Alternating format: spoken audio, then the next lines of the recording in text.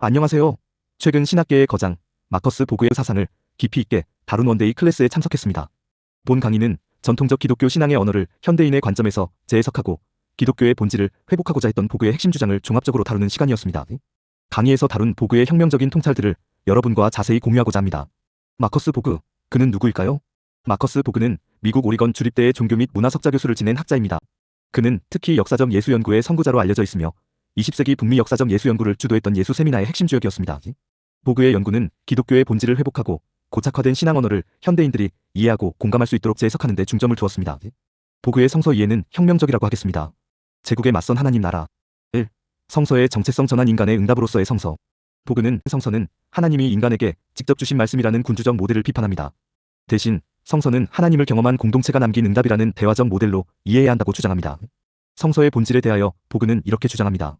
성서는 하나님에 대한 인간의 반응을 기록한 책이며 그 전제는 하나님이 실제하고 지금도 경험될 수 있다는 것입니다. 성경을 읽는 법에 대하여 보그는 다음을 강조합니다. 성서의 기록은 연대기적 사실이 아니라 은유적 언어로 쓰였으므로 문자주의가 아닌 은유적 독해를 통해 그 깊은 진실성을 파악해야 합니다. 2. 성서의 중심 주제 하나님 나라 vs 제국. 신구약 성서 전체를 관통하는 핵심 주제는 제국 즉 지배 체제의 논리에 맞선 하나님 나라의 복음입니다. 구약의 메시지를 요약하면 창조, 출애굽, 포로기 기록은 고대 근동의 제국 이데올로기에 맞선 신앙적 저항적 은유였습니다. 신약의 이야기는 두 제국의 충돌을 들려줍니다. 예수의 메시지는 로마 황제가 스스로를 구원자 하나님의 아들이라 칭했던 팍스 로마나와 정면으로 충돌했습니다. 예수의 죽음 역시 이 제국 이데올로기와 하나님, 나라, 복음의 충돌에서 비롯된 사건으로 해석됩니다. 성경 이야기 전체의 핵심을 요약하면 다음과 같습니다. 제국이 힘과 폭력으로 세상을 지배하려 했다면 하나님 나라는 자비와 정의, 사랑으로 새로운 세상을 만들어가는 질서입니다. 자비의 선구자 예수 그리스도. 1. 예수의 정체성 자비의 하나님을 드러낸 선구자. 보그는 예수를 단순한 도덕교사나 초월적 신적 존재로 축소하지 않습니다. 예수는 깊은 종교적 체험을 바탕으로 하나님 나라를 선포하고 자비의 하나님을 드러낸 종교적 선구자였습니다. 예수님의 메시지를 핵심적으로 정리하면 이렇습니다. 당시 거룩과 구별을 강조하며 차별을 정당화했던 유대교의 경계인 신분, 성별, 장애, 율법 준수 여부를 허물고 차별의 철폐를 주장했습니다. 예수님은 하나님을 아바 하나님으로 불렀습니다. 예수가 드러낸 하나님은 1세기 팔레스타인 유대교가 강조했던 거룩의 하나님이 아닌 자비로운 분이었습니다. 2.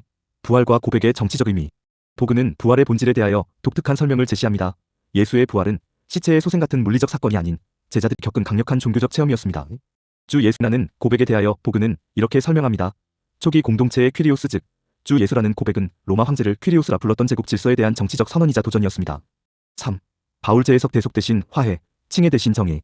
보그는 바울의 사상 역시 제국 신학에 맞선 하나님의 정의와 화해의 선포라고 이해합니다. 보그는 예수의 죽음에 대하여 사도 바울의 설명을 재해석합니다. 예수의 죽음을 우리의 죄를 대신하여 벌을 받은 대리적 속죄 즉 대속으로 보는 것은 중세 이후의 오해입니다. 바울은 이를 하나님과의 관계를 회복하는 화해의 표징 선물로 보았습니다. 이 신칭이 저스터퍼케이션 즉 믿음으로 의롭다함을 얻는다는 것은 내세에서 심판을 면제받는다는 법정적 선언이 아니라 믿음을 통해 하나님의 정의 저스터스에 참여하여 그분의 도구가 되는 그리스도와의 신비적 연합으로의 변화를 뜻합니다. 4. 초자연주의를 넘어 범죄신론적 하나님과 신앙. 1. 초자연적 유신론의 한계와 범죄신론. 보그는 하나님을 세상 밖에 계시다가 필요할 때 간헐적으로 개입하는 초자연적 유신론은 현대 과학적 세계관과도 성서의 현존 증언과도 맞지 않다고 지적합니다. 범죄신론이란 하나님은 모든 것을 포괄하며 세계 안에 존재하지만 동시에 그 세계를 넘어서는 초월하는 분입니다. 그의 범죄신론은 과학과 충돌하지 않으면서도 하나님이 지금 여기에 현존하며 인간의 종교적 체험을 통해 경험될 수 있다는 성서적 전통을 충실히 계승합니다. 2.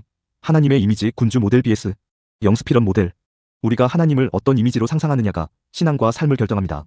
전통적인 군주 모델로 하나님을 설명하면 하나님은 명령하고 심판하는 왕이나 법관의 이미지입니다. 그 안에서 신앙은 지배와 복종 관계가 되며 죄는 명령 위반으로 정의됩니다. 그런데 보그가 새롭게 제시하는 영 모델로 하나님을 설명하면 하나님은 존재를 지탱하고 새로운 존재로 이끄는 근원적 행위자, 소외된 피조 세계의 곁에서 함께 아파하는 분입니다. 그러므로 보그는 죄를 재정의합니다. 즉 군주 모델에서 벗어나 영 모델로 볼 때 죄는 하나님의 명령 위반이 아니라 소외된 인간과 상한 피조물과 더불어 아파하지 않는 연대의 결과가 됩니다. 3. 신앙의 본질 관계적 삶과 중생의 여정. 보그는 믿음의 4가지 차원이 있다고 설명합니다. 믿음은 단순히 교리에 동의하는 것이 아니라 하나님과의 관계 속에서 신뢰하고 삶 속에서 충실하게 살아가며 세상을 바라보는 관점을 전환하는 총체적인 삶입니다. 거듭남을 의미하는 중생은 단번에 이루어지는 초자연적 사건이 아닙니다. 예수의 길로 삶의 방향을 틀어 걸어가는 여정을 의미하며 거짓 자아에 죽고 자비와 정의를 드러내는 삶으로의 변화를 뜻합니다. 보그는 종교의 역할을 자신의 경험을 바탕으로 다음과 같이 소개합니다. 종교 그 자체가 구원은 아니지만 하나님을 만나고 경험하도록 돕는 성례적 통로이자 우리가 깊이 파고들어 영성을 추구할 수 있는 오솔길이며 고향집의 역할을 합니다. 맺은 말 현대 기독교에 나아갈 길. 마커스 보그의 신학은 우리가 너무나 익숙해서 당연하게 여겼던 성서, 예수, 그리고 하나님에 대한 전통적 해석이 사실은 현대 사회의 이성과 경험, 그리고 성서 본래의 의도와 얼마나 멀어져 있는지를 깨닫게 해줍니다. 그의 사상을 통해 기독교 신앙이 내세 구원에만 갇힌 개인주의적인 종교가 아니라 세상의 정의와 자비를 구현하는 관계적 삶과 사회 변혁 운동으로 회복될 수 있음을 확인합니다. 보그가 제시하는 이 자비와 정의의 길은 오늘날 다원화된 세상에서 갈등을 극복하고 연대와 협력을 통해 화합과 번영으로 가는 길을 찾는 우리에게 좋은 길잡이가 될 수 있습니다. 오늘도 함께 해주셔서 감사합니다.